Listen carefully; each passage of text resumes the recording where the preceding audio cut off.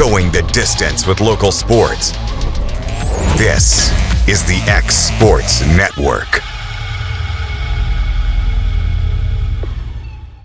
There's a reason owners Tyler and Cindy McDowell chose the name In Service for their towing business.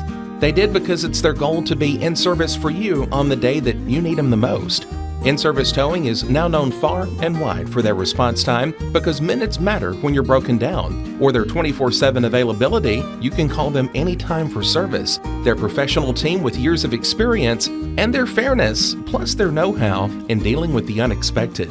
But the thing that In-Service is known best for is how they treat their customers, and that's like family.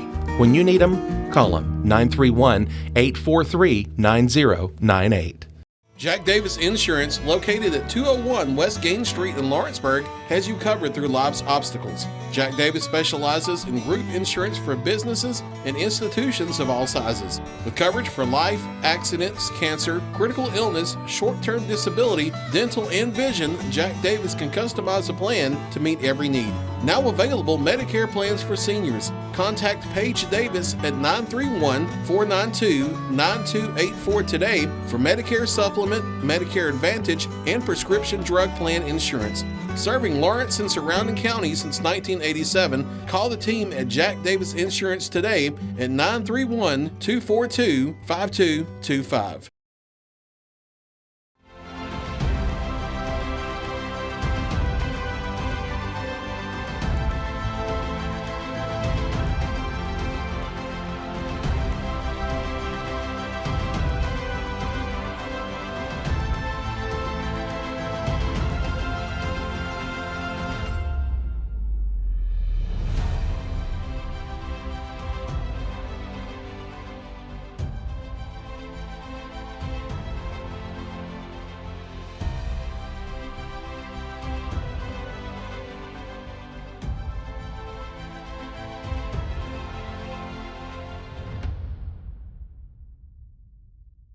At Lawrenceburg Federal Bank, we're proud to be locally owned and operated because we're not just a bank, we're family. When you call, you'll be greeted by a friendly representative who's ready to discuss your banking needs, as well as offer our competitive rates on CDs and money market accounts. Our loan decisions are made in-house and never sold to a secondary market because our commitment is simple. You matter to us. At Lawrenceburg Federal, we offer all the conveniences of larger banks with a personal touch. Join us at Lawrenceburg Federal Bank, where community, trust, and service come together.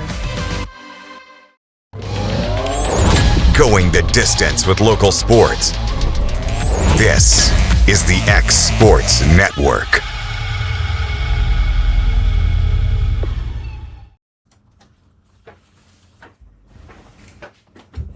And welcome everybody in here to the X Sports Network for this edition of the Mark My Words College Sports Show here on the X Sports Network. I'm your host, Michael Marks. And folks, it's been a while since we've done an episode, but happy to be back. Happy to, man, it feels like we just had such a crazy past month and a half that these episodes have been few and far between, but we're back again. And we'll talk, I've just been dying to talk some college football. So that's what we're going to do today. We are going to do our little SEC football. I would say right now is probably the perfect middle ground right now between spring practices and what starts when fall camp starts, here in August, late July, early August. We're right in that middle ground, right between spring and summer practice. And, if you're a college sports fan now, it's a bit hard to keep track of who's on your team anymore, who's even your coaches, who's on your schedule, when are you playing them, where are you playing them, what channels. So we're going to do a lot of that today. We've got every team's schedule. We have every team. We've got some quarterback rankings. We've got some coach rankings. We've got offenses, defenses, who's got an important first year, who are some big players. So we will jump right into that. First, I say we just look at who some teams got, who some teams lost maybe. So we're going to go over to 24/7, take a look at the college football transfer portal, because that's usually where you can get a pretty good gauge of where some of the top names are headed or will be. So we will start, we're going to go alphabetically in the SEC, so we'll start with the Alabama Crimson Tide. So Alabama had a good year last year. I mean, we all watched it. They made the playoff. They made the SEC championship game. And made a little bit of a run in the playoff. Obviously, beat Oklahoma, was not nearly as successful against Indiana in the Rose Bowl. But they made some pickups. Obviously, let's look at top rated. Well, now it's going to take me back to the overall top player, which is Sam Leavitt out of Arizona State. Okay, so for Alabama, lost defensive lineman James Smith to Ohio State, but pick up defensive lineman Devin Tompkins from USC, both 4 stars, both 94 rated. You lose Isaiah Horton, a top receiver, to A&M, as well as an edge rusher, Rasaw. Noah Rogers, though, you get a transfer wide receiver from NC State. If you knew how good of a season CJ Bailey, the quarterback, had at NC State, Noah Rogers was a big part of that. Terrence Green, the defensive lineman, transfer from Oregon. Interior offensive lineman Nick Brooks transfers from Texas. Keon Keeley, a defensive lineman, transfers from Alabama to Notre Dame, as does Jordan Raynaud. Noah Carter making the move from Alabama to Georgia Tech, but Ty Haywood, an offensive tackle from Michigan, making the move from the Big Blue to Alabama. Jalen Backway, the talented wide receiver for Alabama, hit the portal and will be with Georgia Tech. So that's kind of some of the bigger moves for Alabama. They're kind of in an interesting spot right now. We don't know a whole lot about, we don't know who the quarterback is. They have not named one yet. I would be willing to bet, if I was a betting man, I would put money on Keelan Russell. But Austin Mack is also a name that I would say is in there for the running, just for his history that he has with Kalen DeBoer and that offensive staff. And, looking at Alabama last year, honestly, I think we're pretty much in a similar spot, is we just don't know anything.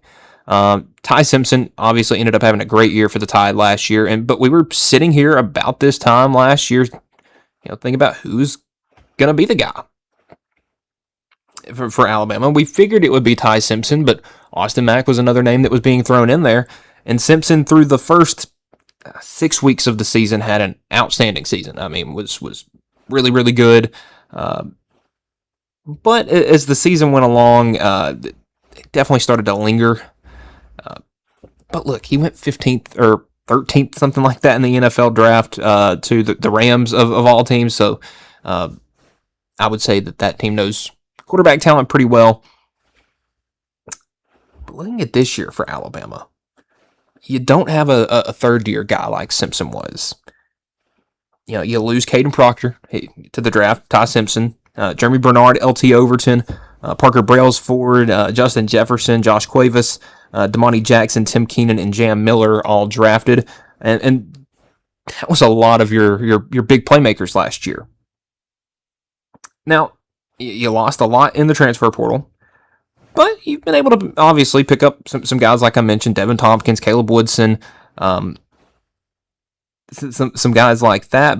And you had a good recruiting class. I mean, you got Jere Edwards, the number 1 safety, Xavier Crowell from Jackson, Alabama, the number 3 running back in the country. He's going to be extremely good. Xavier Griffin, an outside linebacker. Again, Alabama's still going to get the 5 stars because it's Alabama. And nothing. And this is not Kalen DeBoer's a really, really good head coach, and you'll realize that when we start going through our head coach rankings a little later on this episode. But in his 14 seasons, or 11 seasons, as a head coach, prior to this season at Washington and Sioux Falls and Alabama at Fresno State, 124-20. To put that in perspective, Kirby Smart in 10 years at Georgia, 117-21. Now, it's obviously a smaller school, but the guy wins games. And how do you win games? You get good players. And I would say Alabama is definitely going to have some this year. Looking at the schedule coming up for Alabama, it's their first 9-game conference schedule, as is everybody in the SEC. So we'll go ahead and take a look at it real quick. So obviously starting up at home, noon ABC, East Carolina. I think that should be an easy win. I think that's going to be a nice start to the season for Keelan Russell. Kind of get his feet wet as Alabama looks to again, start 2026. Week 2 will take them on the road to Kentucky, a 3:30 game on ABC. Again, Kentucky, first-year head coach, going to have a first-year starting quarterback. And I don't look at that environment, especially 3:30 week 2, as being anything crazy. I think Alabama's going to win and win pretty comfortably there. Now an interesting one, that week 3 game against Florida State. Now, Florida State lost pretty much everything from last year. I think Cus Malzahn has even stepped away. You've lost you lost Tommy Castellanos, obviously your quarterback. Yeah, you got some guys back offensively, but I don't see Florida State being a team to worry about one bit for Alabama. I got them going 4-0. Heading into a night game at home against South Carolina, a game that is, for the last 2 seasons, been a lot closer than I think either fan base would have predicted. And I don't think Alabama would have wanted close games against South Carolina. I don't think South Carolina has expected close games against Alabama. But if you look at their history against each other, they've played some very competitive games. Now, a lot of them been recently, as we pull this up, but it just feels like South Carolina is a team that always gives Alabama a bit of trouble. Now, Alabama's 13-4 all time and has a 3-game winning streak going back to 2010. But you look, since the turn of the century, well, South Carolina's won 3 times out of the 8 times they have, or out of the 9 times they have played since then. You take out those games from the the 30s to the, I would say, I guess 1937 and 1967. It's a lot closer of a series, but you look at some of these scores. 29-22 Alabama, 27-25 Alabama. Now, 2019, those two teams were on completely different levels, 47-23. But in 2010, South Carolina, a 35-21 win. 2009, 20-6. 2005, 37-14. That was a vacated win for Alabama. But 2004 and 2001, South Carolina wins both of those games, and 2004 is 20-3 South Carolina. 2000, 27-17, 1993, 17-6. That was another game that Alabama had to forfeit. But they're a team that gives Alabama trouble. I'm not saying they're going to, but I think this is going to be a very crucial game for whoever the starting quarterback is at Alabama to have everything figured out by week 4. But I'm going to give them a win there. Then they head to Starkville at noon. I mean, I have no reason to think they'll lose that game. I don't think anybody has a reason to think they'll lose that game, which takes us to their 6th game of the year, a chance to get bowl eligible early, but it's Georgia, and it's a night game. It's in Tuscaloosa. But I just feel like playing that Georgia defense as a first-year quarterback, whoever that starter is going to be for Alabama. I mean, Georgia decimates first-year quarterbacks. They decimate fourth-year, fifth-year quarterbacks. It doesn't matter. Now, obviously, they've taken a step down the past couple of years, and Alabama's been their bugaboo. But if you remember the SEC championship game, I think they may have officially gotten over that hump. But who knows? I'm going to go Georgia in that one. Now, the Alabama-Tennessee game. It's at Tennessee. It's in the flex time slot, so it'll either be midday, afternoon, or it will be in that afternoon/night time slot. Tennessee's won the last 2 in Knoxville. You're going to have 2 teams with first-year quarterbacks, 2 teams with a lot of question marks all over themselves. We'll put a question mark next to that one, and we'll come back to it in a little bit. Now they'll have a home game against Texas A&M, also in that flex time slot. Will probably be night, I would assume. But you look, and now Alabama's 5-2, possibly coming off this game. They have played now 7 straight weeks of football. They're coming up on their bye week, which will be on Halloween, or the weekend of Halloween, I guess. But you're playing your 3rd straight, I would say, extremely difficult game. Georgia at Tennessee, home against A&M. Alabama and A&M have had some really, really good contests, but they've also had some real stinkers. Some ones that Alabama just really dominated. And I really don't know how to I guess, judge this one. They haven't played in 2 years now? 2023? That was a 6-point Alabama win in College Station.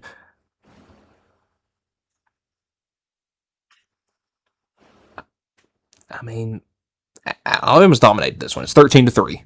Now, given Texas A&M did win the one in 2012, did win the one in 2021, they gave Alabama some problems here and there, but they haven't played in a while, and haven't played Mike Elko coach team yet.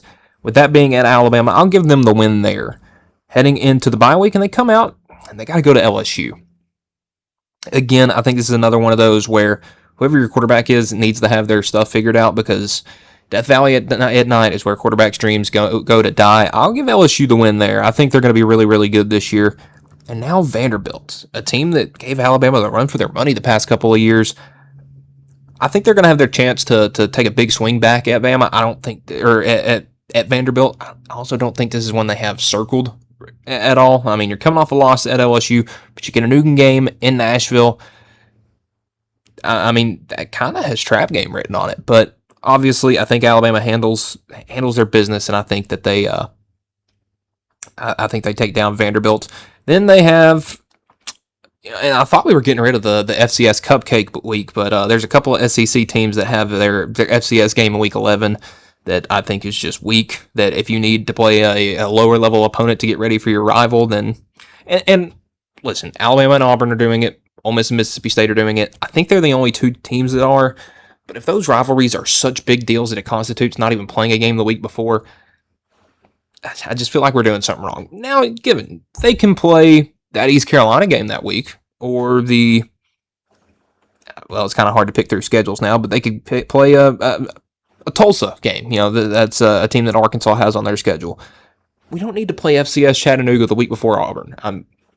Because nobody wants to watch that. Your starters go out there and play 3 or 4 possessions. They score a touchdown every time. They come out, and then you watch the freshmen and walk-ons and backups play for the rest of the game. And, I mean, they're not televised, so you're not really worried about viewership, but still. Now, the Iron Bowl is going to be a lot of new for Alabama versus a lot of new for Auburn. Auburn's going to be going in with a first-year head coach in Alex Golesh. And listen, by this point in the season, I think he's going to have everything somewhat in control at Auburn, but I just don't think talent level year one they're going to be able to compete with. I just don't think they're going to be able to compete with the likes of the Alabamas yet for Auburn. So right now for Alabama, I have them at 8 wins that I would say are pretty. I'm not going to say surefire, but I would predict 8 wins, 2 losses, and 2 maybes on this schedule, with the wins coming against East Carolina, at Kentucky, home against Florida State, home against Mississippi State, home versus South Carolina, at Vanderbilt, home versus Chattanooga, and versus Auburn. I have losses to Georgia, or at home against Georgia, at LSU, and then my 50-50 games are the Tennessee and Texas A&M games. Looking at Alabama, if they win both of those games, they're probably going to the playoff, and they'll probably host a game. If they lose both of those games, it won't be a playoff team. If they split, there's going to be conversations that need to be had. Obviously, they were a 10-3 team last year that made the playoff. They were 10-2 in the regular season. That third loss came in the SEC championship game, so not exactly sure how to feel about that one. So let's run through Arkansas real quick. First-year head coach Ryan Silverfield. I don't know if there's a whole lot of too much positive anticipation. I think they really fumbled on Eric Morris out of North Texas. Then I think that they fumbled not being able to pick up Alex Golesh, who at one point was at least reported to have taken that job and then didn't. I think they fumbled on that, and I think it's going to come back to hurt them this year. I think they pick up a nice Week 1 win over FCS North Alabama at home. But then you got to go Week 2 on the road at Utah at night. Now, Utah is going to be under a new first-year head coach after Kyle Whittingham kind of got the boot. But listen, I think Utah is going to be top 3, I would say, in the Big 12. I think they're going to be really good, and I don't think they're going to run away with Arkansas, but I think this is one of those where they get up 21-0 early, and Arkansas is trying to fight back and just won't be able to. And Week 3 gets no easier for Arkansas, as you've probably seen from their social media. They like to complain that they have to play a night game in Week 2 and then a home game in Week 3 against Georgia. Again, it's noon, it's ABC. It's probably going to be a game you see, and you're like, oh, wow, it's 52-10. How did Arkansas even score 10 points? That's probably what you're going to be asking. But Week 4, get a nice night game at home against Tulsa on the SEC Network Plus, but a way to get your feet back under you and pick up a win as you really head into the bulk of conference play, and it gets no easier. Right out of the break, got to go to A&M. Is a flex time slot, so it will be a afternoon or night game. I just think that's one that A&M is going to dominate. didn't dominate them necessarily last year. It was actually a nail-biter for A&M. And also, I'm not as high on A&M as a lot of people will be because a lot of those games last year were way closer than they should have been. Home against Tennessee, they have actually had Tennessee's number at home a little bit. Let's pull up the recency on that because it's, at least for the folks in orange, not one that's likes to be talked about. So overall, in the history of Tennessee and Arkansas, is Tennessee with the overall lead 14-7. But you look, it's been a lot of Arkansas in the, at least in my lifetime, we'll go with, since 2003. Arkansas has won 5 out of 7 against Tennessee. Now, you keep dating further back. You know, the wins that Arkansas has in 1992 over Tennessee and Knoxville, and 1999 over Tennessee and Arkansas, and then over Tennessee and Fayetteville in 2006. Okay, 92, 99, and 06 were not good years for Tennessee. You look, 2011, a big loss, 49-7. It was a really bad year for Tennessee. 2015 was a good year for Tennessee. Should not have lost that game. Blew a 2-touchdown lead. It was 14-0, and you lost 24-20. In 2020, that was a really bad Tennessee year, 24-13. And then 2024, you made the playoff that year. You shouldn't have lost that game, but you were able to get over the hump last year against a really bad Arkansas team that I don't think has improved one bit. I think Tennessee has improved a lot. I'm going to go a loss right there for Arkansas, and you look, and they're 2-4 heading into a game at Vanderbilt. Now, after that game, you got a bye week. Looking at kind of where Vandy's schedule is at that point, we're going to be coming off back-to-back games. Well, if you even want to go 3 weeks of games at Auburn, at Georgia versus Ole Miss, and then you got Arkansas, who, not much easier, coming off Texas A&M and Tennessee. I think that's going to be 2 beat-up teams. I'm going to give the edge to Vanderbilt, though. I think Vandy's going to take that one, which heads Arkansas into the bye week. Coming out of the bye week, you're against Missouri. Again, I'm going to be a little lower on them than a lot of people are for the simple fact that I don't think Ahmad Hardy is going to be able to... I think he'll probably play. I think he'll suit up and get 1 carry at some point through the season. I don't know if it'll be a whole lot more than that. And if it is, I just don't know if he's going to be able to be to the same level that he was last year. I mean, he was insane last year. So, versus Missouri, I'm going to give Arkansas the L, but I do think Missouri is going to be a lot tougher than people think. At Auburn, at noon, it's not crazy Jordan Hare, but I just feel like that's one you got to get. At home against Carolina is one you need to win if you're Arkansas. I don't think they'll fire right in Silverfield after 1 year, but when the fans week after week just head to Fayetteville, head to wherever you are, and just lose every week, it gets a little tired. So you close out the regular season with 2 games that aren't going to be great. At Texas, which is probably going to be a loss, and then at home against LSU, which is also probably going to be a loss, which sets Arkansas at 2-10. I am going to put toss-ups on 2 games, actually, with Vanderbilt and Missouri heading in and heading out of the bye week. I think that those are games that if you're going to try to have some semblance of a heartbeat this year, those are 2 you got to win. The only other one I can imagine them flipping is maybe Utah or maybe Auburn. I would probably put Auburn and Utah somewhere around the same level. If they could flip one of those 2 games and somehow get to 6 wins, that'd be a miracle. But, the SEC is typically, I would say, sent 12 or 13 teams to bowl games. That number's going to drop this year. It's probably going to be closer to 10, maybe 9. I may not be double single digits, but you never know. We got Auburn. We got Baylor week 1. Former SEC quarterback and DJ Lagway headed to Baylor. Auburn's picked up Byron Brown from USF. I think he's going to have a really good year, and I think Auburn's going to start off 1-0. And not only do I think they're going to start off 1-0, I think they're going to start off 2-0, getting a win over Southern Miss.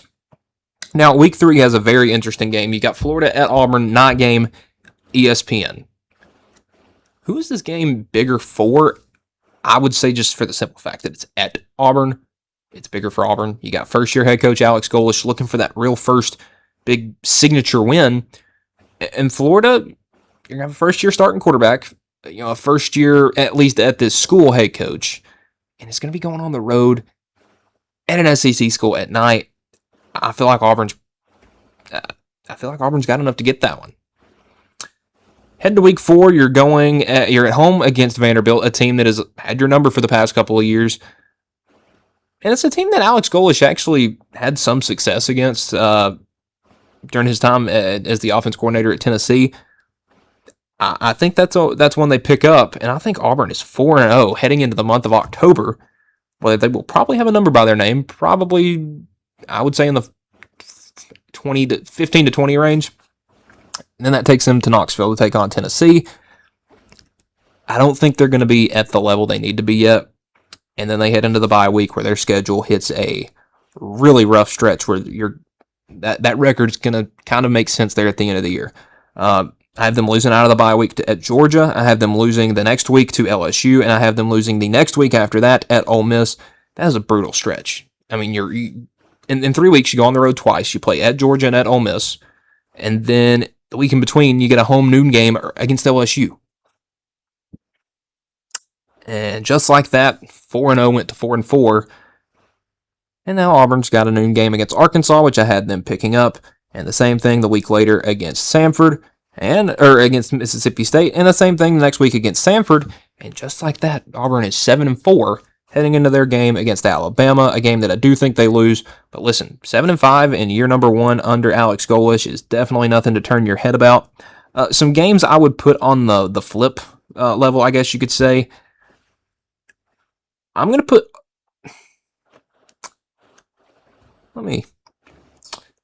Because there's 2 I kind of do want to put on there. I want to make sure I'm not crazy first. I want to put Alabama on there. But I also, because, it's the Iron Bowl, but I just don't know how many first-year head coaches won the Iron Bowl. I know Gus Malzahn did in 2013 because that was his first year, but I don't even know if did Alabama win it in 2007? Did Nick Saban even win the Iron Bowl in his first year? So it's incredibly rare. So I'll leave that one as it is. I think we're going to go with this. What I think for Auburn's schedule. I have them at 7-5 in year number 1 under Alex Golesh. I think that is incredible. Because look at how bad they've been under Hugh Freeze. If you're able to, and that makes that Florida game really big. It makes those Arkansas and Mississippi State would be layups. Makes them really big. Because just like that, this could be a 4-win team. And you're thinking, man, they really missed with Alex Golesh. 2-1, 2-2, 2-3, 2-4, 3-4, 4-4, 4-5 in the SEC. Hey, definitely nothing to shake your head about at all. Florida is going to open the John Summerall era with a home win over Florida Atlantic and a home win over Campbell. I don't think you're going to see a USF come in here and beat Florida week 1. I don't think John Summerall is going to allow that. In his first big test on the road at Auburn, I think he's going to pick up a loss. And I think he's going to follow it up with 2 losses. I think they lose to Ole Miss.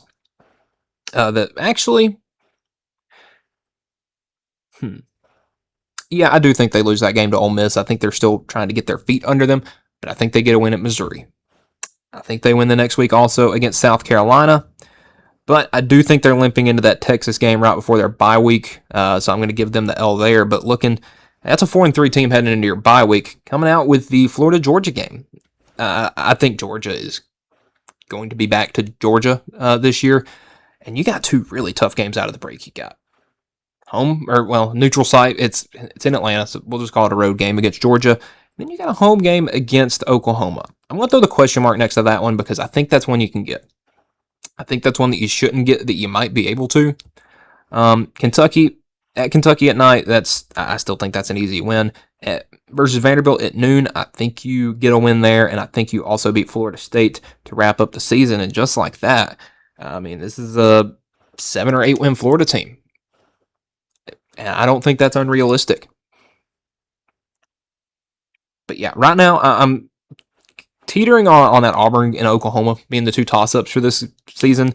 I just don't think they're going to be able to get that Auburn game on the road, but I think that the Oklahoma game, if they are able to keep the momentum, because this does include them going loss at Texas, bye week, loss against Georgia, then you're home against Oklahoma. I think that's a game they could win, and then could you win 4 straight wins into a possible playoff spot? I don't think Florida's making the playoff by any stretch of the imagination, but crazier things have happened. Georgia, this should be a pretty quick one to walk through. They're going to kill Tennessee State. They're going to kill Western Kentucky. They're going to beat Arkansas. I have them beating Oklahoma. I have them beating Vanderbilt. I have them beating Alabama. I don't have Auburn losing, or I don't know if I have Georgia losing a game this year. I just don't see one that really gives them much trouble. I mean, you look at their road SEC games. They're at Alabama, at Ole Miss, at South Carolina. They got lucky that the Florida-Georgia game doesn't count against them in their home away at Arkansas. Okay, so you got 4 home, 4 away, and 1 neutral. I mean, their harder games are the ones at home, I guess. I mean, I just don't think they have hard SEC games at all. So the question marks will say I'll put on Alabama and I'll put on Oklahoma, I guess. But, I mean, I've never seen a cakewalk of a schedule like this. I mean, Ole Miss might be able to trip them up, but I just don't think Ole Miss is going to be at that level. And especially with the way that playoff game went last year, I don't think Kirby's going to want to see that happen 2 years in a row. Kentucky first-year head coach Will Stein, I think, is going to pick up a opening win against Youngstown State, but then has 2 tough ones back-to-back at home against Alabama and at A&M. I have them both losing those games and then picking up a win over South Alabama as we head into conference play at South Carolina. I think this is going to be a pivotal game for South Carolina and for Kentucky. I don't have South Carolina having a great year either. But, I'll give South Carolina this one. I think Kentucky's still going to be pretty down this year. But you bring in Kenny Minchey from Vanderbilt and from Nebraska for a little bit. Got to go to LSU at night. I don't have you winning that one. At Oklahoma, I don't have you winning. Versus Vanderbilt at night, I don't have you winning. So right now I have a 3-win team heading into their bye week with last games against Tennessee, Florida, Missouri, and Louisville. And unfortunately, I don't see them winning any of those. We'll throw the toss-up on Missouri and on Vandy with confirmed wins against Youngstown State, South Carolina. That's it. Oh, and South Alabama. So this is a team that, I really see best case scenario 5 wins. But that's Kentucky. That's kind of what you expect. Let's go to LSU. Well, I have them beating Clemson. I have them beating Louisiana Tech. But week 3, I have them losing to Ole Miss. I think that somehow at the end of things, Ole Miss is going to get the last laugh, and especially with it being in Oxford, it's going to be the craziest atmosphere of the season unless we get some, some wins at places we don't expect, and we get some big games that maybe you didn't have your eye on at the beginning of the year. But I have LSU following up that win or loss over Ole Miss with a win over A&M, with a win over McNeese. Man, what an easy schedule. Win over Kentucky, win over Mississippi State, and then a win over Auburn as you head into the bye week with I would say actually a rather rough second half. We'll put toss-ups on the Alabama and Texas games. I have them beating Tennessee, and I have them beating Arkansas. So this could be a 9-3 LSU team. This could be an 11-1 LSU team. This could be a 12-0 LSU team. I don't know how to judge them because, let's look. Lane Kiffin, he has never won anything. He hasn't. I mean, it's not me saying it just as a personal disdain for the guy, but he hasn't won anything. I mean, let's go back to his first college head coaching job at Tennessee. They went 7-6. He left after the year. They went 7-5 in the regular season. He left. They lost the bowl game. Cool. Goes to USC. They don't do anything. Now, he had a pretty good recruiting class that one time, and they started the year preseason number 1 because they had Matt Barkley, but, I mean, they weren't good. Now, I will give him credit. He does have a head coaching record in college of 116 wins and 53 losses. But just year over year, let's look at things, okay? At Tennessee, 1-0. USC, first year 8-5. Second year 10-2. And that was when they had all the momentum heading into 2012, and then they went 7-6. Then they go 3-2. He goes 0-2 in conference play, gets fired on the tarmac. And here we are, 4 years later, gets the head coaching job at Florida Atlantic.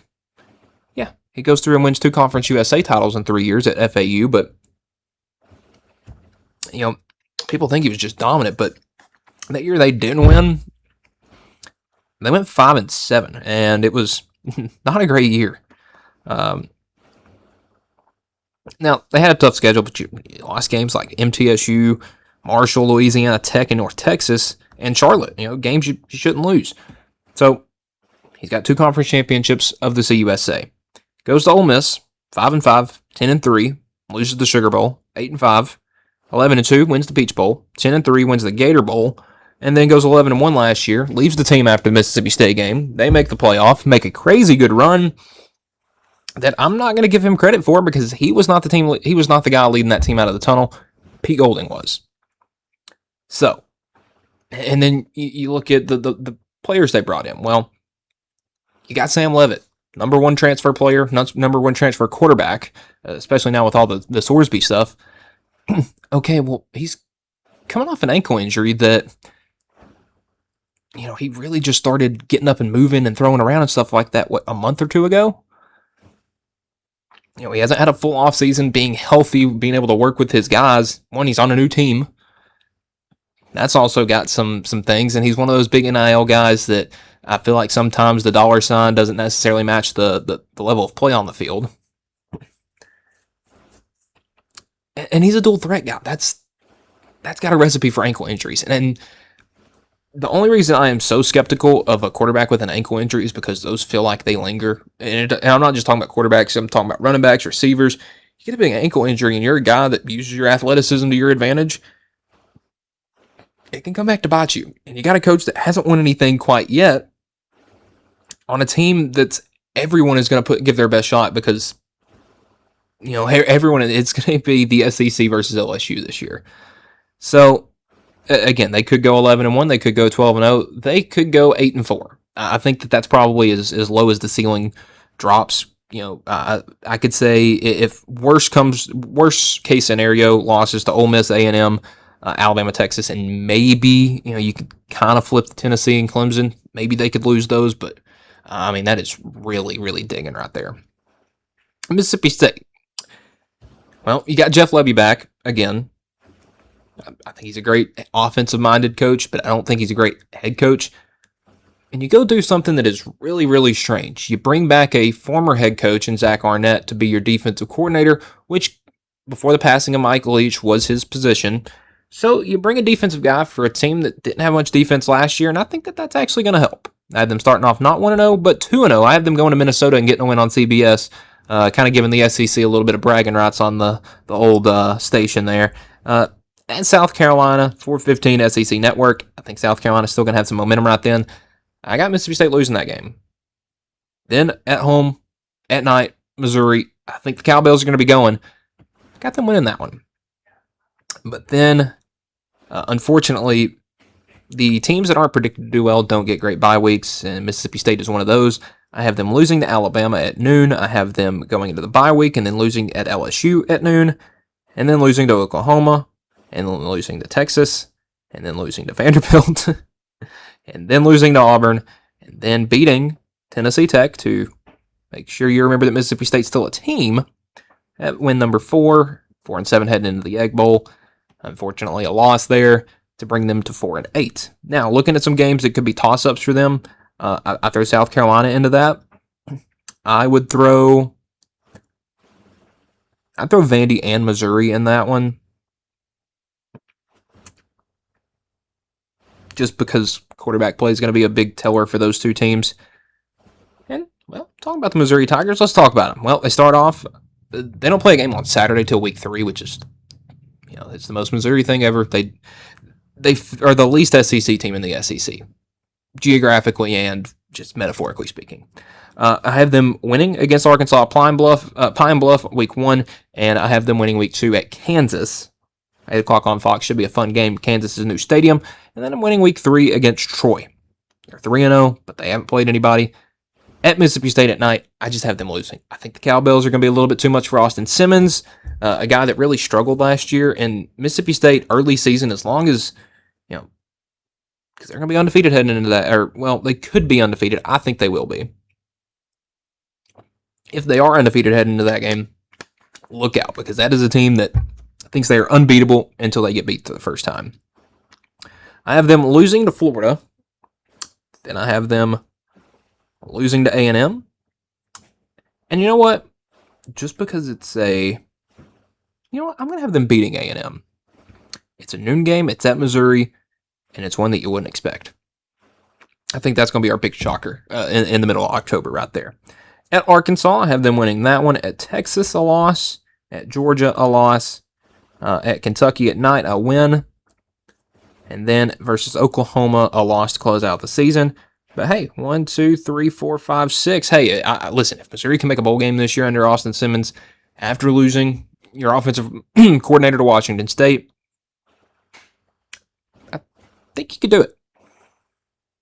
Now Oklahoma, a team I'm a little unsure about just for the simple fact, are they going to be better than they were last year, or are they going to be worse? Because their defense was awesome, their offense was awful. John Mateer's back. Ben Arbuckle's back. Does that offense take a leap in year 2? Let's take a look at 24/7. Let's see what some of the big names brought in by I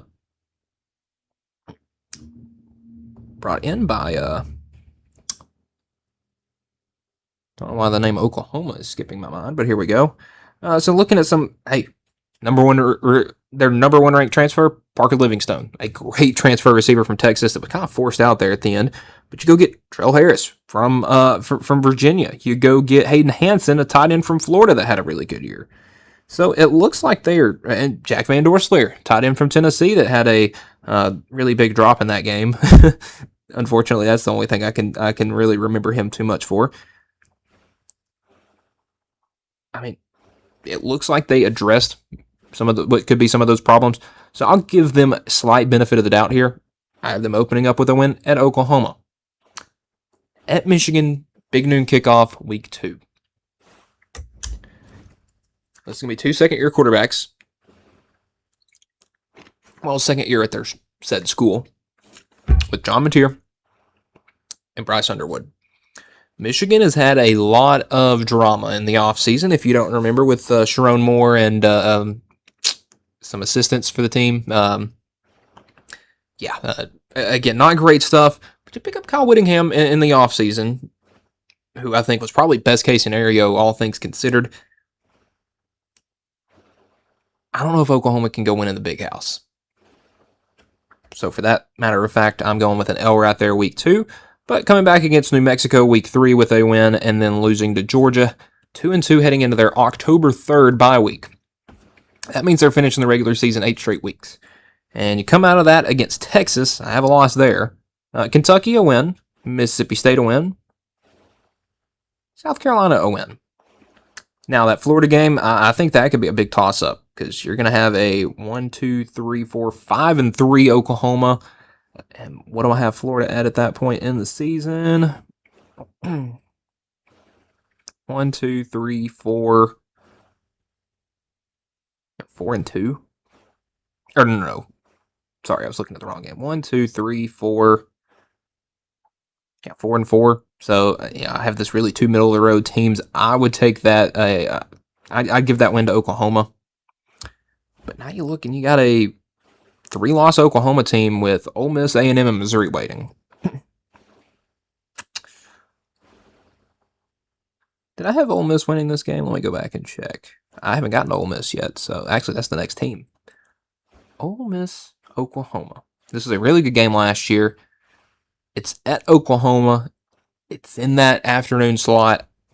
And again, on November 14th, I give that night game. I'll give that one to Ole Miss. Then you head to Texas A&M, a noon game. It's at home. I'll have you losing that one. And then I'm going to have a win to close out the season against Missouri. That's a 7-5 team. Could be 8-4. Again, I have that Texas A&M game a toss-up. And realistically, probably that Michigan game is a toss-up as well. Again, I think Oklahoma, if you win the A&M and the Michigan game, you make the playoffs. If you don't, it's going to be a tough year where you probably start having to make some decisions about Brent Venables, because when we get to coaching rankings, which may end up coming next week, he hasn't won anything, especially at Oklahoma. So let's take on Ole Miss. First-year head coach Pete Golding, I think, picks up a nice win against Jeff Brom on that Sunday night in Nashville. I think they start 2-0, and I think they start 3-0. I think he gets his former boss in Lane Kiffin. And now you got a 3-0 Ole Miss heading to the Swamp. Oh boy, that could be a big game. Because again, based on things, I have Florida at 2-1 heading into that game. If they beat Auburn, watch out. That's got College Game Day written all over it. But just kind of based off things, I have them winning the game. They're 4-0 heading into the bye week. I have them beating Vandy. Wow, they have a really easy schedule. But I have them beating Vandy. I have them beating Missouri, setting up a matchup that will probably be 2 undefeated teams. Well, Texas has got Ohio State early, but hey, that could be a 6-0 Ole Miss versus a 5-1 Texas. But I'm going to have them struggle down the stretch. Losses to Georgia. And I'm going to give them the win against Oklahoma. With a win against Wofford and a win against Mississippi State. Listen, you're bringing back Trinidad Chambliss, that I think if he played a full season, may win the Heisman. I mean, I think he was a little bit more spectacular than Fernando Mendoza was, but that's neither here nor there. You bring back Kawan Lacey, who I believe he did lead the country in touchdowns, rushing touchdowns by the end of the year. But man, was just a battering ram for that team. And their defense played really aggressive. You lose some guys, but listen, all things considered, I think this Ole Miss team could be really special, and a lot of it falls on that LSU game. A lot of it falls on that Oklahoma game, and Florida could be a big game for them. So we turn things over to South Carolina. I just don't have them having a good year. They went and tried in the offseason, in the portal, in the coaching carousel. I have them beating Kent State, and I have them beating Towson in week 2. Then that brings up week 3, Mississippi State. I had this one as a toss-up. Mississippi State will be 2-0. It could be 2-0. South Carolina could be 2-0. Opens conference play. I'm going to put the question mark there because that's what I had on the other one. Then you got to go to Alabama, night game. I have you losing, but if you win that Mississippi State game, I think you can make the Alabama game close. Then I have you beating Kentucky. Yeah, you got that one at home. I'll give you that one. At Florida, a loss. Bye week. Then you got Tennessee, which I have as a loss. You have Oklahoma, a loss. A&M, a loss. Arkansas, a toss-up. I really just have South Carolina it's kind of a bottom feeder, I guess, this year. Lost to Georgia, lost to Clemson, closing out the year. 3, maybe 4 wins. Again, I think that Mississippi State game's pretty big if it comes to them wanting to make a bowl game, as is the Arkansas game. Tennessee. Now, it's probably going to come across a little biased, and that's fair. I've been beating Furman week 1, because you look at Tennessee, they were, 8-4 last year, 8-5 if you count the bowl game. You lose the quarterback. You lose your number 1 receiver, who had a really good year. You lose, I think, a little bit off the offensive line. I think one guy. Defensively, I don't think it matters who you lost. That defense was awful last year. You lost your defense. You fired your defensive coordinator. I think it was a good move. Well, you bring in Jim Knowles to be your new defensive coordinator.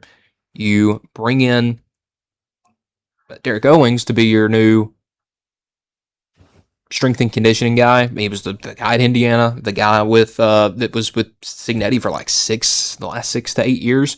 So I think that's a great pickup. And you saw, I mean, the improvements that made in the offseason. So some of the defensive pickups. Well, you bring Arion Carter back. You bring in a ton of transfers. Metcalf from Michigan. You bring in a lot of guys from Penn State. Obviously made the move with Jim Knowles. But, and again, there's probably some guys that I don't even remember Tennessee picking up that they have. So I will pull that up real quick and kind of look at how, and obviously there's going to be some losses. Lance Hurd going from Tennessee to Kentucky.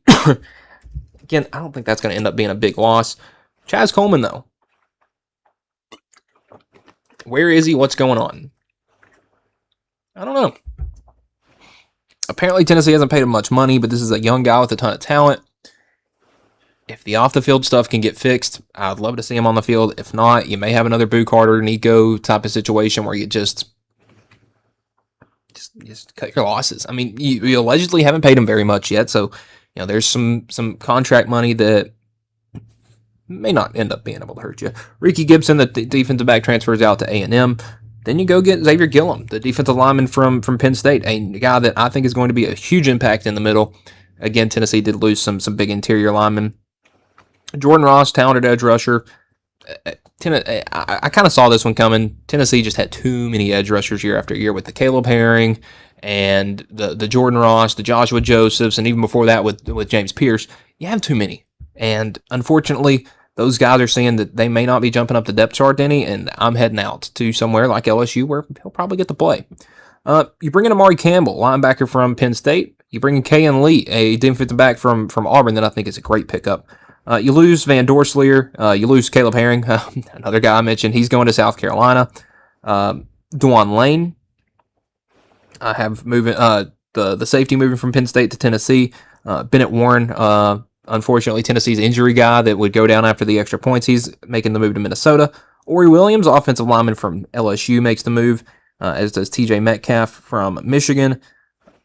But, you're Peyton Lewis, he's gone, man. That one stings. I was really, really high on him, but he moves to Virginia. But again, you bring in a bunch of guys, and the guys you do lose aren't ones that I don't think would be too big of losses. Yeah, I don't see any of these being too big of losses. So again, I think it's a great transfer portal class for Tennessee. I mean, you bring in a lot. You don't lose nearly as many. You always want to bring in more than you're losing. So, yeah. So, 1-0, heading into that Georgia Tech game at Bobby Dodd at night. I don't know why, but this game doesn't have me afraid at all. It probably will that day. I mean, it's a night game at another Power 4 school, but this is a Georgia Tech team that lost not only their offensive coordinator. Well, let's just go back. Quarterback, he's gone. Running back, I'm pretty sure he's gone.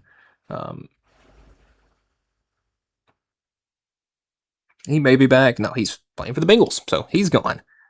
Well, that was a lot of your running back. And, Eric Rivers, your number one receiver. I'm pretty sure, he's on the Buccaneers. So, those guys are gone. So, there's no bringing them back. And listen, Georgia Tech had a great football season last year. And had a great football season 2 years ago. Finished 9-4 last year under Brent Key in his third season. But you lose Buster Faulkner. He's the offensive coordinator at Florida. So Chris Winkie steps up to the main offensive coordinator. And then you had hired Blake Gideon, but he goes to be the secondary coach at Georgia. So this year you bring in George Godsey, who was the tight ends coach of the Ravens for the last 3 years. And was the Dolphins tight end coach before that, but had been in the NFL since 2011. 2011 to 2025, 15 years of NFL experience with the Patriots, the Texans, the Lions, the Dolphins, and the Ravens. And you look, he was with the Patriots when they were really good in the early 2010s, was with the Texans when they were good in kind of that mid-2010s area. The Lions weren't great in 17 or 18, but you could tell they were kind of on that build-up.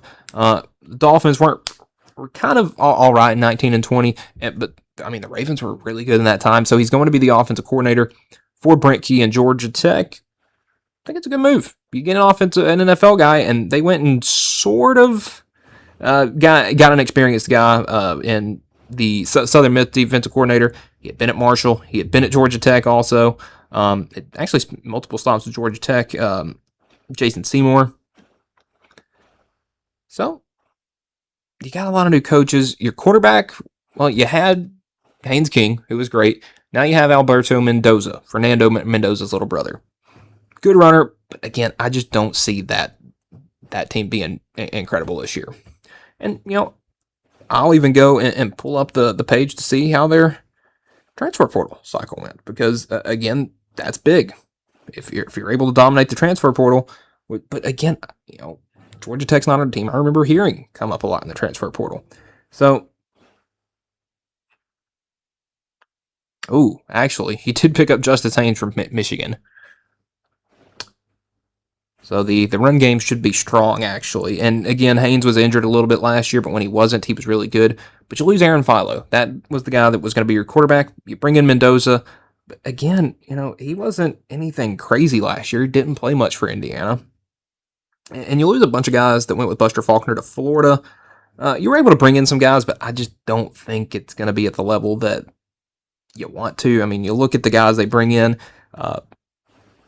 They brought in 3 4-stars. You bring in Justice Haynes at running back. You bring in Noah Carter from Alabama to be a defensive end, and you bring in Jalen Mbakwe from Alabama to be a receiver. So I just don't know if that's enough, especially with how subpar they looked at the end of the season. So I got Tennessee winning that one. Kennesaw State, I got to win. Now Texas coming to town. Listen, that's a tough one, especially with that game being at noon. I just don't think Tennessee wins that one. 3-1 heading into Auburn. Again, I do have them winning that game. I do have them winning the next week against Arkansas, and I even have them winning the next weekend. But I'll throw the question mark on it just because I predicted it in 24. I saw Tennessee winning it in 24. I saw them winning it in 22. Out of those 3 teams, this will probably be, I would say, the least talented, but also I think the same could be said for Alabama. I think that out of 2022, 2024, and 2026, this will probably be the most subpar, I guess you could say, compared to those two for Alabama. So I have that one being a toss-up just simply due to the fact that Tennessee's won the last 2 at Knoxville. And they've been going back and forth since Josh Heupel's been at Tennessee. There hasn't been a streak, I guess you could say. Then you got South Carolina in the afternoon. Again, I have that one as a win. If that game was 3 hours later, I would probably chalk it up as a loss, just for that simple fact.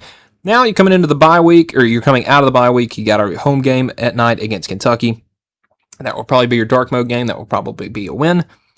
And now you got at A&M. Last time the Vols played it in Texas A&M, it was 2016. It was, if I recall, it was number 9 versus number 9. I think they were both the same number because I think they ended up at the same the AP poll from the week before. And A&M won, I think it was 38-35 or something like that in double overtime. Tennessee had 7 turnovers. Alvin Kamara had the best single game I've seen from a Tennessee player not named Jalen Hyatt against Alabama. So yeah, then you got LSU at home. So looking at what I have predicted as wins and losses for Tennessee, if they have 1 or 2 losses coming into this LSU game, I'm going to say it's a win. I think that Tennessee could win that one. But I'm going to put the L just for right now.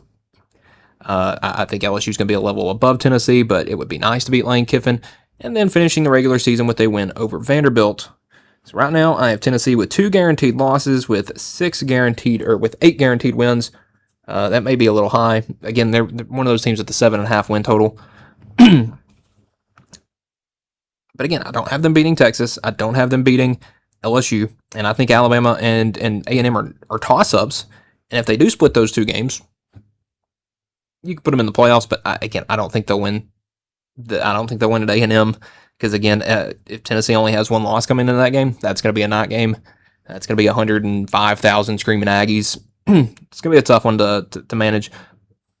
But again, if the freshman quarterback plays better than a freshman, maybe you win 8 games, maybe you win 9 games. If he plays like a freshman, maybe you win 6 games. And Ryan Staub's your starting quarterback by the time the Kentucky game rolls around. And at that case, Tennessee may only win 4 games. It's just a lot of unknowns. So we'll go to Texas, who doesn't have a whole lot of unknowns. I have them beating Texas State. We'll talk about the Ohio State game a lot more when it gets a little closer, but I just don't have them winning that one. But again, I have them beating UTSA. I have them beating Tennessee. And unfortunately, they got an October 3rd bye week. But I have them coming out, beating Oklahoma. I have them following that up with a revenge win over Florida at home. And then an Ole Miss game. I have them winning it. They got the other Mississippi school the next week. Same result. At Missouri, a win. At LSU, I'll put the question mark there. I think that could be a big game. I think that will be a big game. And again, LSU, they've got a rough schedule there at the end of the year. Arkansas, though, I have that one ended up as a win, and I have them beating A&M. I'll put the question mark there just for the purpose of toss-up. So, best case scenario, 11-1, 12-0. Worst case scenario, 9-3 for Texas. I don't think there's a way they don't make the playoff, unless they just start losing games they shouldn't. I think Arch is finally going to start figuring things out this year. And I think we're going to start to see the Texas team that we wanted to see last year as college football fans is what we're going to see this year. Missouri, so we got Texas A&M now. Missouri State I have as a win, and Arizona State I have as a win. And week 2 is week 3. They go to Kentucky, host Kentucky, and well, that one goes about as well as you would think. I have them losing at LSU the next week, beating Arkansas, beating Missouri, and beating the Citadel the following week, bringing them into a October 24th battle at Alabama. Alabama's going to be coming off a game at Tennessee. A&M going to be coming off a game against the Citadel. I'll put the question mark there, but I think that's going to be a good one. At South Carolina, I have them winning that one. Versus Tennessee, I put the question mark there for Tennessee, so I'll do the same thing for A&M. And that's going to be an interesting game. You got Marcel Reed, who is a former Tennessee high school player, played at I believe Battleground Academy. May have had that one wrong though, but came out of Franklin, was an extremely talented quarterback, and we see why with what he's doing at Texas A&M. Against Oklahoma is a really interesting game. I'm gonna put a question mark there because I think if Oklahoma figures their offense out, they can make that game very competitive. And what if A&M loses to Tennessee? How is that going to impact them? And then I have them losing to Texas to round out the year, but we'll put another question mark there. That's a lot of question marks for this Texas A&M team. That's 4. So I have them, what is that, 7 wins, 1 loss, 4 question marks. I mean, that's kind of the case for A&M. Are they going to be really good? This is year 3 under Mike Elko. That's when you can start kind of picking out trends and patterns, and you go look at Shane Beamer from South Carolina. The even years have been good, the odd years have not been. You go look at Brent Venables at Oklahoma. The even years have been bad, the odd years have been good. So we'll just kind of have to see with what Oklahoma, what Texas A&M teams kind of take the field. So we'll wrap up our last schedule with the Vanderbilt Commodores. It's going to be their first year without Diego Pavia. I have them taking a bit of a downtick from that. I think Jared Curtis is extremely talented coming in the 5-star quarterback. But it wasn't talent that Diego Pavia brought to Vanderbilt that made them so dangerous. One, I mean, they had good offense, they had good plays, but they had swagger, and they had a lot of moxie about them that I think is going to take a step back. But that doesn't mean I don't have them getting off to a good start with a 3-0 start with wins against Austin Peay, Delaware, and NC State all at home. But then they go on a little bit of a road trip that I don't have going very good for them. Losses at Auburn and at Georgia brings you back home against rival Ole Miss. I have you losing going 3-3, but now a couple of games that you can win. Wins against Arkansas, at Kentucky, and following the bye week at Mississippi State could have you right back, and you're looking at a 6-3 Vandy team heading to Tuscaloosa. Have them losing that one. I'm going to put the question mark on the Florida game, but I have them losing to Tennessee. I don't think Tennessee's going to lose 2 straight to Vanderbilt.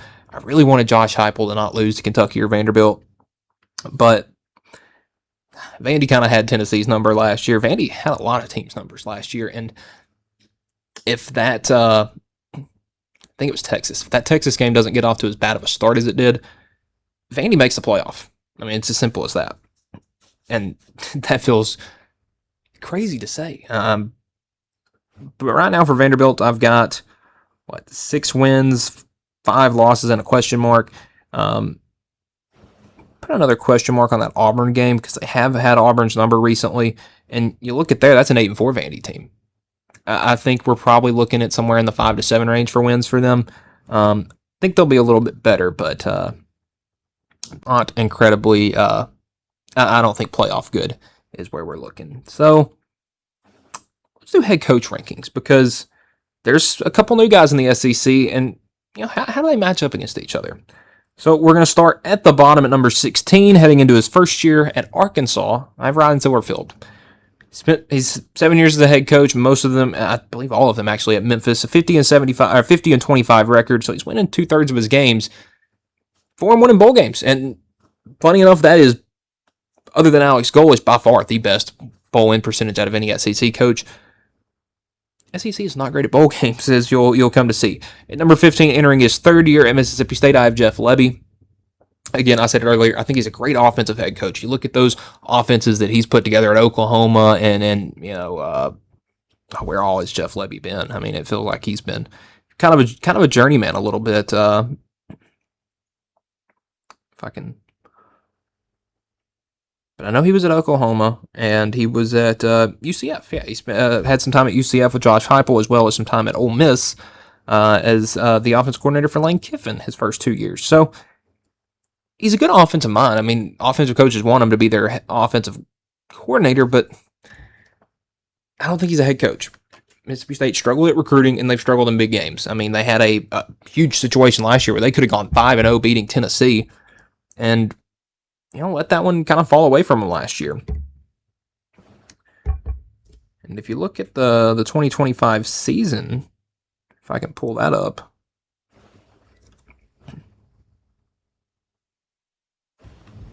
for Mississippi State, went 5-8.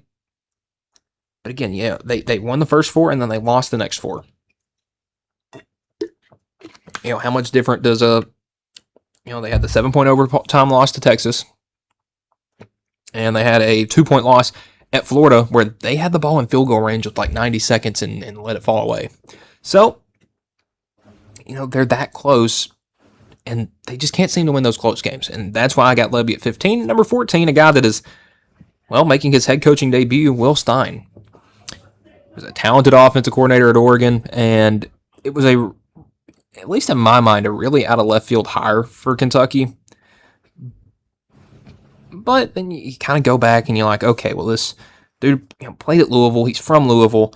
How the heck does he end up at Kentucky? I mean, that's like the big no-no. But he had been the OC at Oregon for the last 3 years, and I mean, look at the quarterback talent Oregon has had over the last 3 years. I mean, you go Bo Nix, Dylan Moore, or Dante Moore, and Dylan Gabriel was in there as well. That's a pretty good job coaching. And now he's going to have Kenny Minchey coming up for him at Kentucky. I think he kind of has provided a little bit of excitement for Kentucky, just a little bit. Number 13, I got Shane Beamer at South Carolina. Again, has one good year, has one bad year. Listen, he got South Carolina some respect a little bit heading into the 2023 season based with the wins they capped off 2022 with, beating Tennessee, who was a playoff level team, Clemson, who was a playoff level team. I feel like there was another one, and they almost beat Notre Dame in the Outback Bowl, I believe it was that year. But they had a lot of momentum heading into 2023, and then Spencer Rattler turns into the Spencer Rattler that we kind of thought he would be. I just don't really know how to gauge what we're going to get from Will Muschamp, because again, you look at his head coaching records: 7-6, 8-5, 5-7, 9-4, 4-8. It seems like they're getting better, but then getting worse the following year. So are we up for a 10-win year in 2026? Or are we going to have back-to-back bad years, which I think is when that seat starts heating up? So Shane Beamer, and with how I had the schedule going, he will not be the coach at South Carolina next year. Alex Golesh getting his first year at Auburn, 23-15 overall after his first 3 years at USF. He's 2-0 in bowl games. He provides kind of an exciting brand of football to Auburn. That run and shoot, veer and shoot, getting up and down the field, running the ball a lot, but having consistent quarterback play and consistent defense is going to be huge for Alex Golesh in Auburn. And hey, you got DJ Durkin as your defensive coordinator. Kind of let that win you some games. John Summerall at Florida, I have at number 11, just for the simple fact it's his first season at Florida. And I just have too many memories of Billy Napier and Will Muschamp and really everybody since they got rid of Urban Meyer left, but everybody that has been the head coach since Urban Meyer, minus Dan Mullen, who should still be the head coach at Florida, but I digress. I'm a little cautious to kind of say he's going to be a top 5, top 7 SEC coach because he only has 4 seasons under his belt at Troy and Tulane. Now, he's won 3 conference titles out of those 4 tries, and he's 1-1 in bowl games. We'll see how he does at Florida, but he's got his offensive coordinator in Buster Faulkner. He's got Aaron Philo. He's going to have Jaden Ball, who I think if Florida has a really good year, Jaden Ball could end up in New York. Like, he is that good. He's the best receiving back in the country. He is, I'd say, probably a top 5 running back coming into this year. I'm really excited about Jaden Ball. Number 10, I have Clark Lee at Vanderbilt. 5 seasons as the head coach of the Commodores, 26-36, but you take out those first 2 years, they've been respectable. And last year, maybe the last 2 years, not very respectable, just in the sense of Diego Pavia, but they were winning ball games. And I think Clark Lee proved that he is a valiant head coach, and that if you give him time, he's able to build something special. And he's not just the Vandy guy that goes and gets the head coaching job and goes hires his offensive coordinator, defensive coordinator, and the coaching staff and everything just stays as they win 2, 3, and maybe get a 5 or 6 win season every once in a while, kind of like how they did under Derek Mason. Clark Lee sees some things that aren't working and changes them. Obviously bringing in Jerry Kill and that offensive staff that he did 2 years ago has really gained some respect from me as a head coach. Now, number 9 and number 8, I would have flip-flopped if number 9 had a year of head coaching experience heading into the year, and I got Pete Golding at Ole Miss. Guys coached the playoff for Ole Miss. They went 2-1, beat Tulane, beat Georgia, lost to Miami, and really could have won that game. Probably should have. Listen, I didn't think Pete Golding was going to be a good hire for Ole Miss whatsoever. I thought that, maybe they would have been able to get a game further if they had Lane Kiffin. And this was before they went 2-1 in the playoff and were able to make the Final Four. I think that I had them losing to Georgia in that second round game. I think Kiffin would have gotten them over, in that hypothetical in my head. But Pete Golding did it. And not only did Ole Miss's defense look strong like a Pete Golding defense would. They were giving up points and yards, but I think that's just the kind of the nature of the beast when it comes to Ole Miss, but their offense was still there. Now, again, they still had some coaches, but it was there. Those guys were fighting for him. Those guys love that coach, and that's why I have them having a really good year this year. I think that they can carry that momentum over and have an exciting year.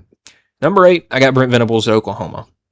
I think the only reason I have him a little bit over Pete Golding is because I think he's better than Pete Golding was as a defensive coach. So I think that gives him a slight edge in the head coaching department. But hey, we could be talking about these two guys being nearly the same. Good year at Ole Miss, bad year at Ole Miss. Good year at Ole Miss, bad year at Ole Miss. But honestly, I think after this year, Pete Golding will make a big jump and Brent Venables will probably slide down. And listen, if Oklahoma wins less than 8 games, and it could be at 8, I think Brent Venables will get fired this year if he doesn't start winning some games. A guy that I don't think is going to get fired this year is Eli Drinkwitz at Missouri, who I have at number 7.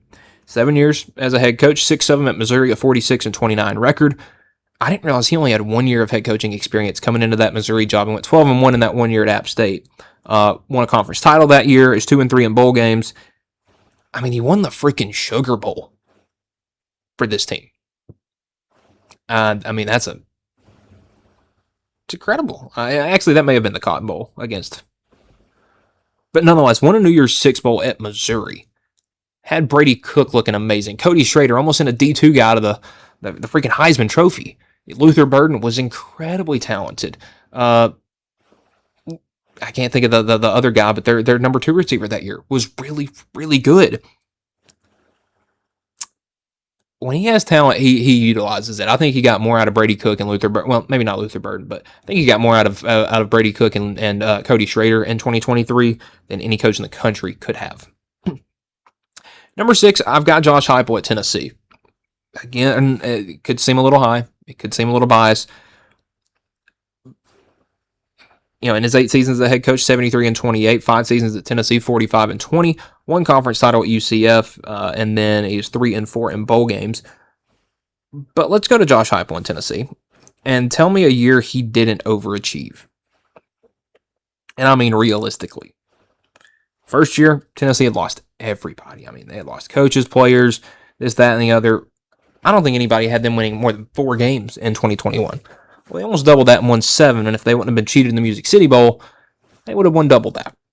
The next year they go 11-2, where a bad performance against South Carolina away from possibly making the 4-team playoff in a year that, that was the Georgia, Ohio State, Michigan, TCU playoff that there was a spot there for another good team. And the team I'm talking about is maybe not being the good team, but actually playing the national championship. 2023, you lose Hendon Hooker, you lose that entire offense, you lose a good bit of that defense. 9-4. You win the Citrus Bowl. I think all good. Joe Milton kind of held things down for the Nico ship that came in 2024, where I think realistically probably met expectations, if not slightly exceeded them. Because they had a very small number next to their name to start that year. They were number 15 to start the season. Got as high as number 4, and then lost to Arkansas. Got back up to 7, and then lost to Georgia. But they finished the season at number 9, made it to the playoff, lost to the buzzsaw of Ohio State. And then last year, it's kind of the same narrative we have this year. We don't know who their quarterback is. Their offense kind of stinks. Their defense may be good. But it's kind of opposite. Last year, in 2024, the defense is good. The offense is bad. Last year, the opposite. So this year, it's like, well, we don't know what we're getting from the offense. And the defense sucked last year. So, I would say sports books probably have them in the 6.5 to 7.5 win total.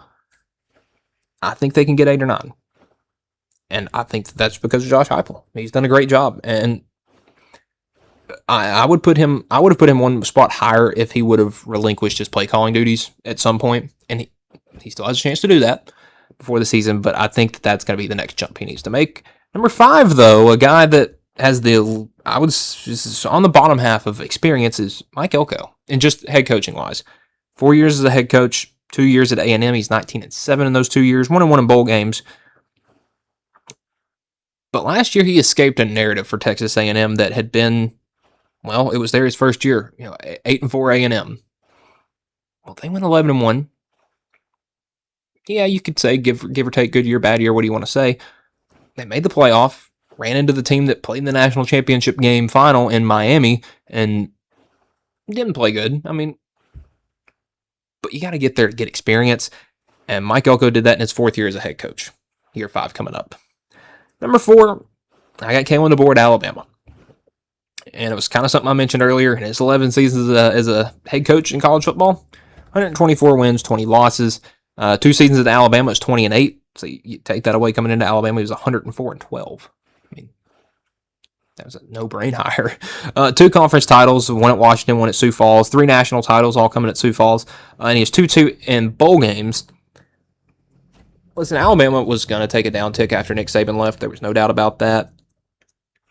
But I think Kalen DeBoer has kept it from being a really bad, what if last year Alabama only won 6 games? And you could look at the past 2 years under Kalen DeBoer and probably pick 3 or 4 games a year that they should have lost, but they didn't.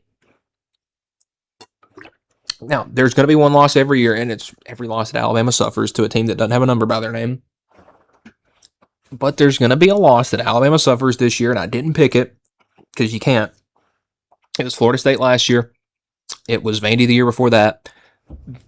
They're probably going to lose a game they shouldn't. But Kalen DeBoer has them right there every year. They were, the first team out of the playoff 2 years ago. They were one of the last teams in this year, but they're kind of on that line. And I would say probably a little worse this year than they were last year. They have a chance. As long as that red or that wide A is on their chest, Alabama's going to have a shot. Now, at number 3, I've got Lane Kiffin at LSU.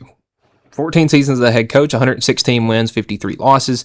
He's entering his first year at LSU. He has 2 conference titles at FAU and a 4-4 record in bowl games.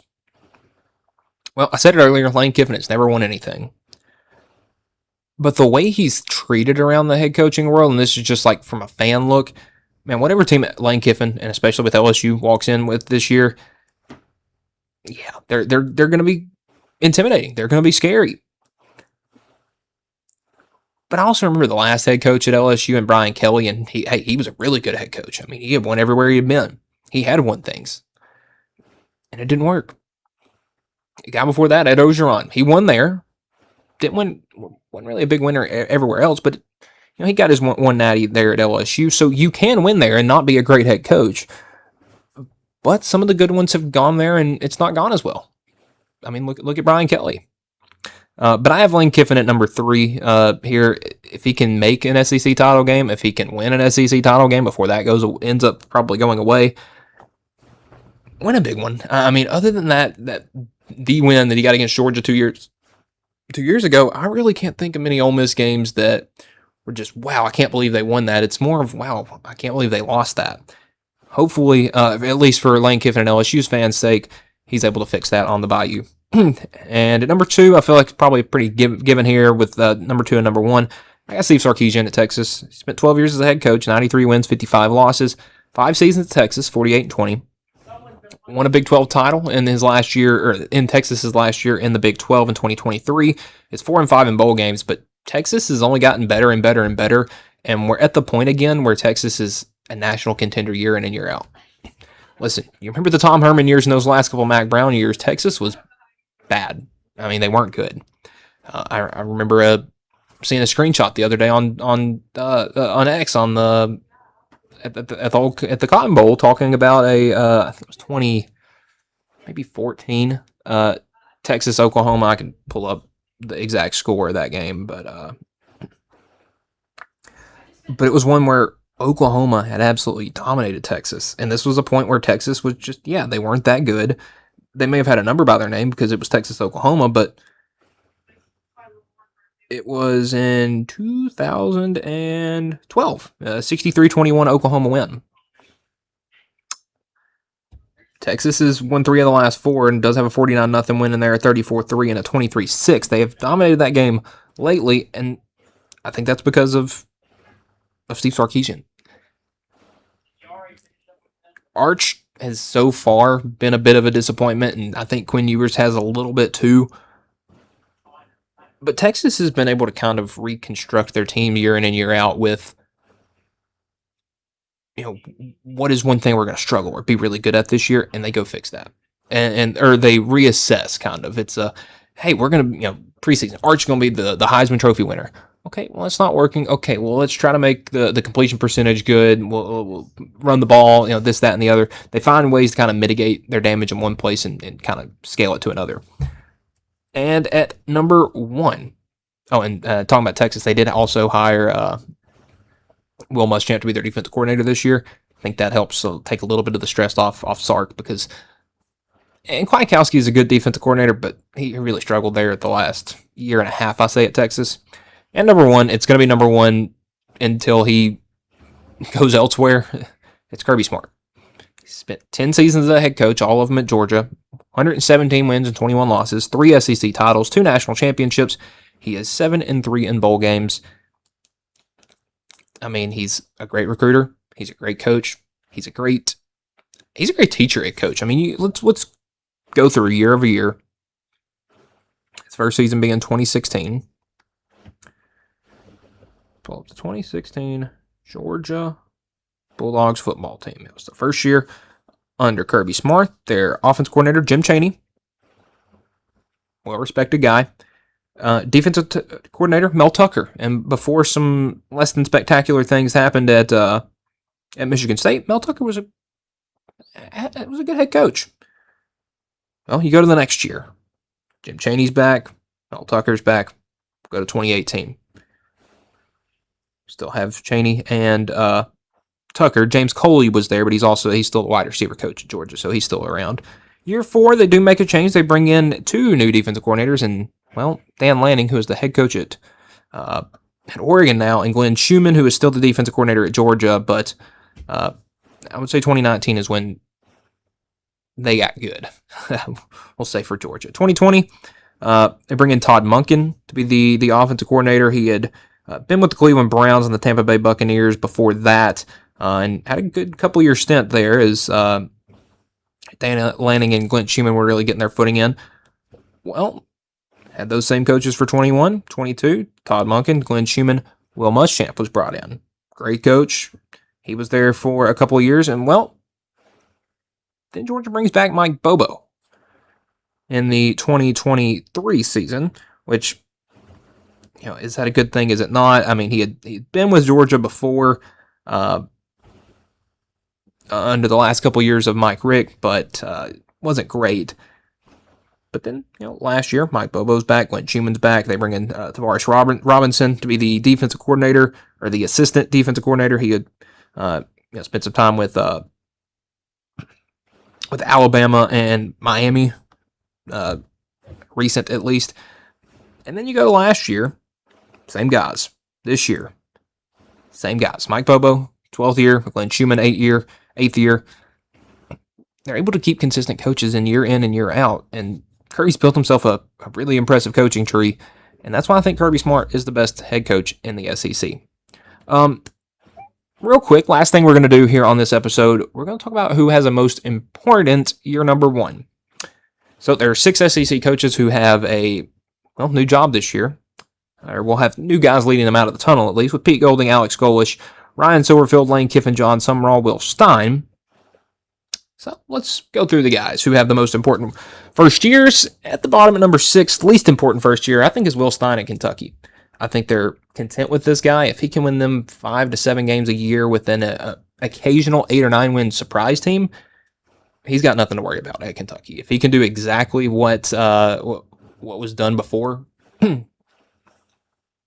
with Stoops, I think they'll keep him for another 10 years. I mean, Stoops was there for 12 seasons, 13 seasons. I think you can get that out of Will Stein. And hey, if you can stay anywhere for longer than 2-3 years now, that's impressive. Ryan Silverfield at Arkansas, I don't think they're necessarily looking for a crazy turnaround in year number one, but they do want to see some improvements, because obviously it was bad last year. I mean, we had a bit of a coup with Pittman getting fired and Petrino taking over and then trying to get the head coaching job and then not getting it. So I don't think anybody's looking for Arkansas to be great this year. Maybe they could win one they shouldn't win, but I don't think they're going to have a great year, but I also don't think they're going to be, oh my gosh, why did we hire Ryan Silverfield? But, well, you put yourself in that situation, so I don't think they're going to give him any crazy strict parameters. Number 4, and I was really back and forth. I think 3 and 4 are tied. John Sumrall at Florida and Alex Golesh at Auburn. These are 2 programs that have won national championships in my lifetime. Auburn should have won 2. Florida has won 2. Could have won 3. They want to win. And, Auburn, when they had Gus Malzahn and Gene Chizik and all that stuff and were making the national title, it felt like a pretty common occurrence. I mean, that's what I grew up with. Florida always had Tennessee's number my entire life until I didn't see a Tennessee team beat Florida with my own eyes. Now, they had won the first 2 years I was alive in 03 and 04, but I didn't see that again until 2016. So, and Florida's used to winning, and they lost to Tennessee last year pretty big. So, what I'm getting at is these are fan bases that want to win, and they have guys that I think can get them to that level. I don't know who's going to be less patient. Is it going to be the Florida fans? Is it going to be the Auburn fans? Just with the way they've run off coaches the past couple of years. I'm going to say Auburn's going to be a little bit more impatient. But again, if John Sumrall wins, what did I have Florida starting like 4-0 or something like that? If they start 4-0 and they finish 7-5, I'm not saying the seat's going to get hot, but they're going to definitely be a little upset. Number 2, I got Pete Golding at Ole Miss. Ole Miss made the national semifinal last year. It's the best season they've had in school history.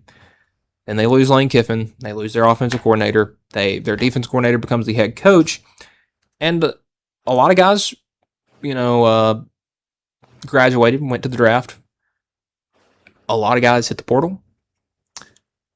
So I don't think the high school class or the portal class or anything too crazy. But you bring back Trinidad Chambliss, you bring back Quan Lacey, and Pete Golding's got that team with a lot of moxie with them. If they go 8-4, they are going to be pissed at Oxford. That's just the simplest way to put it. But I think the most important number first year goes to Lane Kiffin at LSU. I mean, if he doesn't win 10-plus games and make the playoff and win a couple games in the playoff, they're going to be so mad in Baton Rouge because they did so much. They had to pay Brian Kelly so much money. Well, I think they ended up getting to fire him for cause. But still, you had to dish out a lot of money to fire the guy. Then you bring in the most polarizing figure in college football today, who I would say probably got a nice chunk of change. I don't know what the exact contracts are, and they're probably out there somewhere. You can FOIA them if you want to, but he's getting paid a lot.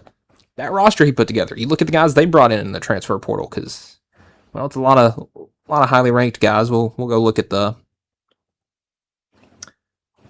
Louisiana State University Tigers, how they who they brought into the portal. Well, you bring in Sam Leavitt, the number 1 quarterback, Jordan Seaton, the number 1 offensive lineman, Princewill Uman from Ole Miss, the number 1 edge rusher.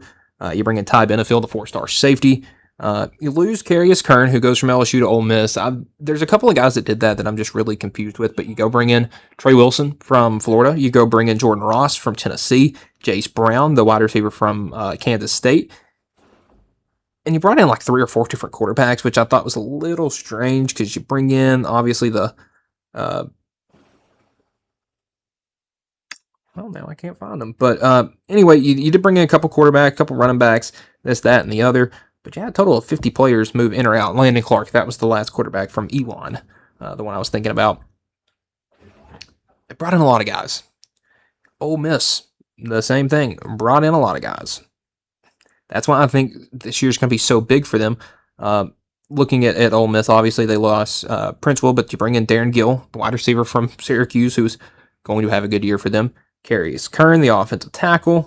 You lose Austin Simmons, but he wasn't going to be the guy. Keaton Thomas, linebacker from Baylor. Bring in Edwin Joseph, the safety from Florida State. You bring in Blake Purchase, the edge rusher from Oregon. Bring in Deuce Knight. That's going to be your quarterback after Trinidad, and you might as well try to break him in this year. They brought in the guys. I'll just say that. They brought in some of the guys they need to make a bit of a run this year, and who knows, they could. So that is going to do it for this episode of the Mark My Words College Sports Show here on the X Sports Network. Our SEC middle of spring / we'll say midsummer, I guess you could say. SEC football review. We looked at all 16 schedules. We ranked the head coaches. We talked about maybe some big pickups. And we'll do obviously a lot more as the season goes on. We're going to do quarterback rankings. We'll do offensive and defensive rankings. We'll just do overall team rankings. We'll do predictions for standings, for final rankings, and all that stuff as we go on in the summer. Next week, we'll kind of get back to a normal Mark My Word stuff. We'll maybe do those quarterback rankings. We'll do obviously the MLB talk and whatnot. So, but that will do it for this episode of Mark My Words. Keep the show on Tuesdays. Obviously, on Thursdays now we are debuting My Greatest Ever, the list show, and then obviously on alternating weeks that with the movie review. So Mark My Words going to stick with Tuesdays for right now. But again, we will be back this week. Thanks for watching, everybody, and we will see you next week. This has been Mark My Words here on the X Sports Network.